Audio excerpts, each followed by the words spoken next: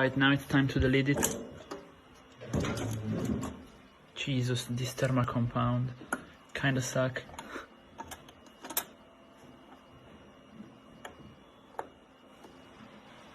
Now I'm gonna drop it all over the pins, boys.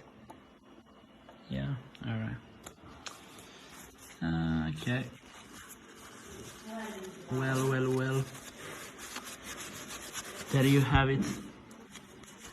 i5 6400T. I opened up this one as you have seen in the previous video, and guess what? There are some bent pins, of course, there always are. Well, we're gonna fix those one real quick. Another pro tip is, you know, to just blow some air into the socket. So let's go.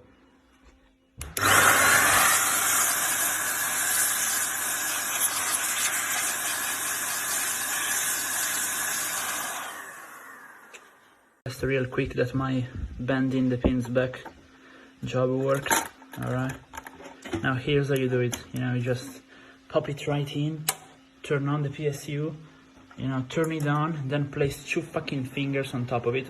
And if it's too hot, you know, better turn it off. Alright. Let's see. Come on, mate. Come on.